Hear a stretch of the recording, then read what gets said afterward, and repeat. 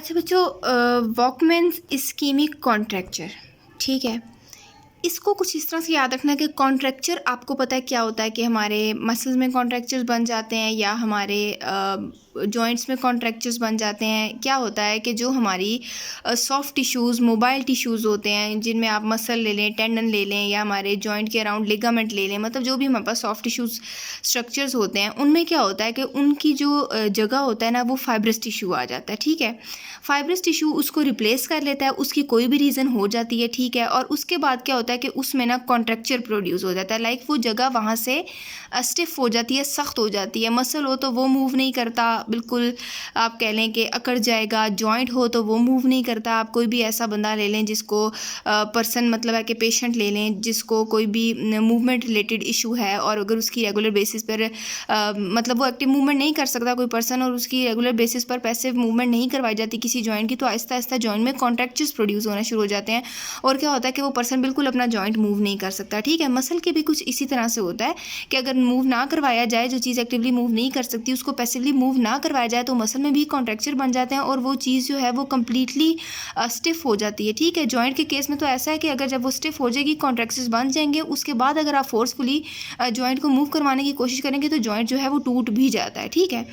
अभी हम लोग बात करते हैं, होपफुली आपको पता चल गया होगा कि कॉन्ट्रैक्चर बेसिकली चीज़ क्या है, ठीक है। अब इस्कीमिक की बात हो रही है तो इस्कीमिया आपको पता है क्या होता है कि किसी भी जगह पर मैंने आपको प्रीवियस टॉपिक में भी बताया कि इस्कीमिया किसको कहते हैं कि किसी भी एरिया में ब्लड फ्लो जो है वो किसी भी वजह से कॉम्प्रोमाइज़ हो रहा है, तो उस कंडीशन को हम क्या कहते हैं कि ये इस्कीमिक कंडीशन है, ठीक है, या फिर इस एरिया में हमें इस्कीमिया हो गया है। इन दो वर्ड्स का बैकग्राउंड ये था।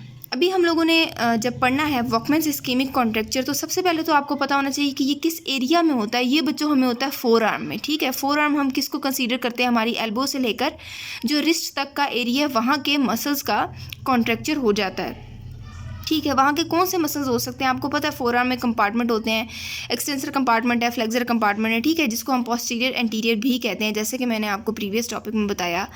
इसी तरह जो है वो उन कंपार्टमेंट्स में जो है वो जो मसल हैं उनको किसी न किसी तरह से इस्कीमिया होगा और उन मसल्स में कॉन्ट्रैक्चर फॉर्म हो जाएगा।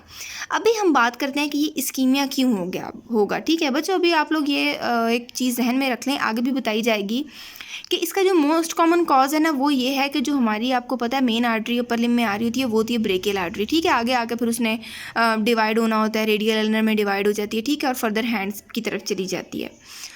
अभी क्या होता है कि जो हमारी ब्रेकियल आर्टरी है ना उसमें आ जाएगा लोकलाइज्ड स्पैज्म, ठीक है। लोकलाइज्ड का मतलब है कि किसी स्पेसिफिक पॉइंट पर, ठीक है। जनरलाइज का अगर लिखा होता तो उसका मतलब होता है कि पूरी आर्टरी में स्पैज्म आ जाएगा। लोकलाइज लिखा है मतलब है कि किसी एक पॉइंट पर आर्टरी में स्पैज्म आ रहा है। अब उस स्पैज्म के बच्चों दो रीजंस हो सकते हैं, या तो कंप्रेस्ड पीओपी होगा या फिर फ्रैक्चर इटसेल्फ। ये किस तरह से है, फॉर एग्जांपल कोई पर्सन है, उसका जो है वो फ्रैक्चर हो गया है, उसकी बोन टूट गई है और बोन इस तरह से डिस्प्लेस हुई है अपनी जगह से। टूटने के बाद आपको पता है साथ ही हमारे पास आर्टरीज पड़ी होती हैं, नर्व्स पड़ी होती हैं, कि बोन कुछ इस तरह से हुई है कि आप अपने माइंड में एक इमेज बनाएं कि बोन ने जो है ना वो आर्टरी को एक जगह से कंप्रेस कर दिया है, ठीक है, या आर्टरी वहाँ से आ गई स्पैज्म में।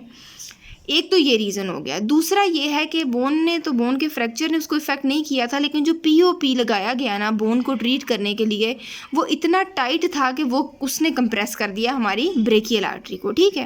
अब जब ब्रेकियल आर्टरी में लोकलाइज स्पैज्म आ जाएगा तो क्या होगा कि जो हमारी आर्टीरियल सप्लाई है हमारी आर्म के, फोर आर्म के एरिया की, वो हो जाएगी रिड्यूस, ठीक है। ब्लड सही तरह नहीं आएगा, फ्लेक्सर्स में भी और एक्सटेंसर्स में भी।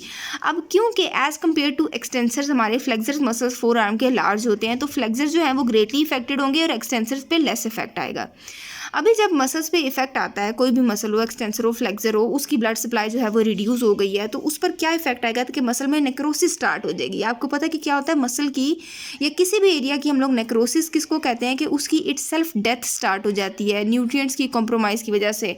अभी अगर ब्लड नहीं आ रहा तो उस जगह को जो है वो सही तरह से न्यूट्रिएंट्स नहीं मिल रहे, वहाँ से टॉक्सिन्स नहीं रिमूव हो रहे, तो मसल की नेक्रोसिस स्टार्ट हो जाएगी, मसल की डेथ स्टार्ट हो जाएगी, मसल का आप कह लें कि साइज़ छोटा होना शुरू हो जाएगा, काफ़ी सारे उसके ना सिम्टम्स आ सकते हैं, नेक्रोसिस के। अभी जब मसल की नेक्रोसिस होगी तो फिर क्या होगा कि बच्चों वहाँ पर जो है मैंने आपको बताया कि जो मस्कुलर टिश्यू यानी मसल आपको पता है हमारा सॉफ्ट टिश्यू है, तो उसको क्या होगा हमारे जो फाइब्रस टिश्यूज़ है ना वो रिप्लेस कर देंगे, ठीक है। उसकी जगह पर वहाँ पर फाइब्रस टिश्यूज़ इकट्ठे होना शुरू हो जाएंगे।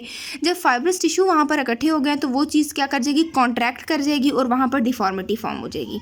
जो चीज़ मैंने आपको स्टार्ट में कंसेप्ट दिया था, ठीक है, वो सारी कहानी ये लिखी हुई है। ब्लड सप्लाई जो है वो ब्रेकियल आर्टरी की कॉम्प्रोमाइज़ हुई, किस वजह से, या तो फ्रैक्चर की वजह से या फिर पीओपी बहुत टाइट लग गया था। ब्लड सप्लाई जो है वो कॉम्प्रोमाइज़ हुई, ठीक है। आर्टीरियल ब्लड सप्लाई जो थी वो रिड्यूस होगी, फ्लेक्सर एक्सटेंसर को ब्लड नहीं मिलेगा, मसल्स जो है वो नेक्रोसिस में चले जाएंगे। नेक्रोसिस की वजह से वहाँ पर फाइब्रस टिश्यू एक्यूमुलेट होना शुरू हो जाएंगे और वो क्या करेंगे, कॉन्ट्रैक्चर फॉर्म करेंगे और डिफॉर्मिटी फॉर्म करेंगे, ठीक है।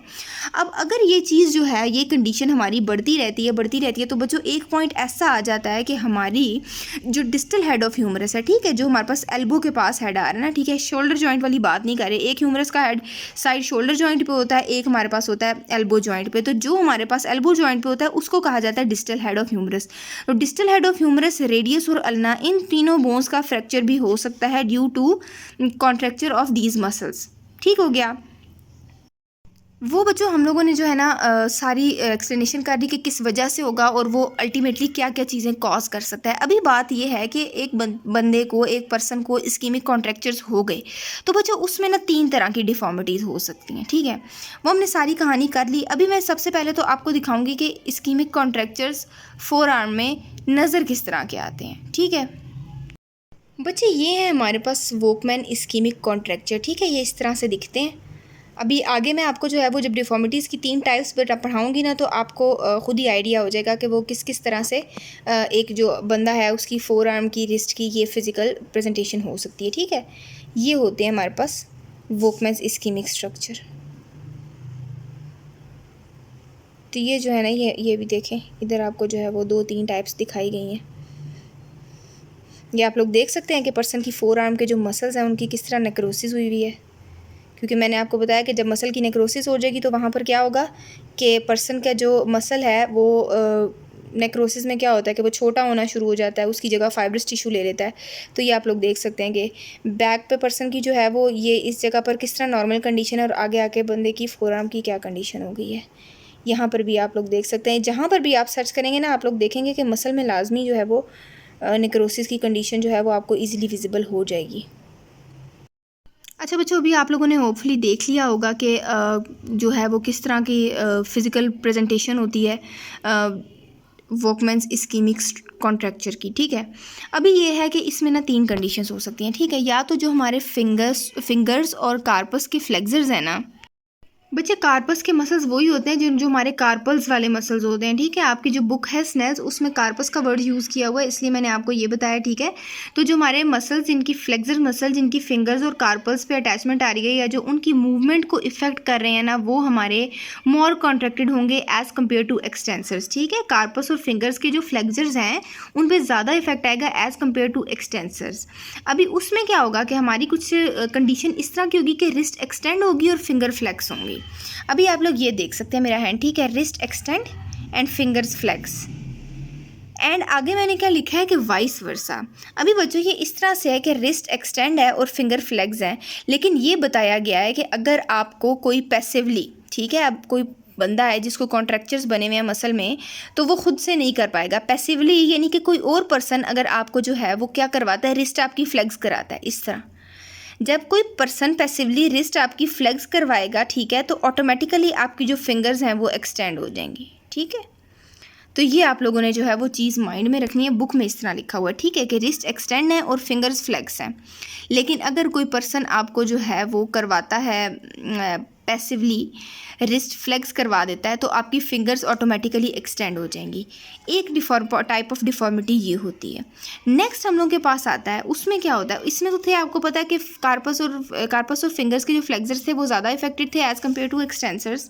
अभी दूसरी कंडीशन में क्या है कि फॉर एग्जाम्पल ऐसा बताया गया है कि जो हमारे फिंगर्स के एक्सटेंसर्स हैं ना, लॉन्ग एक्सटेंसर्स, ठीक है, आप लोगों को पता है जो हमारे पास लॉन्ग एक्सटेंसर्स होते हैं उनकी एक्सटेंसर एक्सपेंशन जो स्ट्रक्चर हम बोलते हैं वहाँ पर वो इंसर्ट हो रहे होते हैं। अगर वो ज़्यादा कॉन्ट्रैक्टेड है, फिंगर्स के लॉन्ग एक्सटेंसर्स अगर ज़्यादा कॉन्ट्रैक्टेड हैं, तो रिस्ट और मेटाकार्पोफेलेंजियल जॉइंट एक्सटेंड होगा और इंटरफ्लेंजियल जॉइंट फ्लेक्स होंगे। रिस्ट और मेटाकार्पोफ्लेंजियल आपको पता है यहाँ पे होते हैं, यहाँ होती है मेटाकार्पस और यहाँ पर होती है कार्पस। तो मेटाकार्पोफ्लेंजियल हमारे यहाँ पे, तो रिस्ट और मेटाकार्पोफ्लेंजियल आप ये देख सकते हैं हम लोग के क्या होंगे, एक्सटेंडेड होंगे, और ये इंटरफ्लेंजियल जॉइंट्स, ये होते हैं इंटरफ्लेंजियल जॉइंट्स, ये हमारे फ्लेग्स हो जाएंगे। इस तरह की कंडीशन बनेगी। और इसमें जो है वो वाइस वर्सा वाली कोई कंडीशन नहीं बताई गई कि अगर आप इसको फ्लेग्स करें तो ये एक्सटेंड हो जाएगा, ठीक है, ऐसी बात सिर्फ इसमें की गई है। फर्स्ट कंडीशन ये होगी, सेकंड कंडीशन ये होगी। थर्ड डिफॉर्मिटी इस टाइप की होती है कि फ्लेक्सर और एक्सटेंसर, फोर आर्म के फ्लेक्सर एंड एक्सटेंसर दोनों कॉन्ट्रैक्ट हो गए हैं। तो इसमें हमारे पास क्या होता है कि रिस्ट फ्लेक्स हो जाती है, एमसीपी और आईपी मेटाकार्पोफ्लेंजियल जॉइंट और इंटरफ्लेंजियल जॉइंट एक एक्सटेंड हो जाता है और एक फ्लेक्स। अब आपने देखना है कि रिस्ट फ्लेक्स है, ठीक है, रिस्ट की फ्लेक्शन ये होती है, रिस्ट फ्लेक्स हो गई। मेटाकार्पोफ्लेंजियल जॉइंट यहाँ पर है, मैंने आपको बताया, वो हो जाएंगे एक्सटेंड, ये आप देख लें, रिस्ट फ्लेक्स होगी, मेटाकार्पोफ्लेंजियल एक्सटेंड हो गए, और इंटरफ्लेंजियल ये जो जॉइंट है ये हो गए हमारे फ्लेक्स। तो वो हमारी इस तरह की कंडीशन होगी, ठीक हो गया। तो ये हैं 3 टाइप की डिफॉर्मिटीज़ जो हमारे पास वोकमैन्स इस्कीमिक कॉन्ट्रैक्चर्स में देखने को मिल सकती हैं। तो आप लोग जो है वो पिक्चर से भी देख लीजिए, मैंने आपको अपने हैंड पर इसलिए करके दिखाया ताकि आपको ईज़िली समझ आ सके कि एक पर्सन जिसको ये मसल टाइट हो तो क्या, किस तरह से उसकी फ़िज़िकल रिप्रेजेंटेशन होगी, ये मसल टाइट हो तो क्या फ़िज़िकल होगी प्रेजेंटेशन, और ये मसल्स हों तो क्या प्रेजेंटेशन होगी, ठीक है। होपफुली आपको समझ आ गया होगा। स्टिल बच्चे कोई पॉइंट, कोई चीज़ क्लियर नहीं होती तो आप लोग जो है वो वीडियो के कमेंट में पूछ सकते हैं, आपको बता दी जाएगी, ठीक है। थैंक यू सो मच, अल्लाह हाफ़िज़।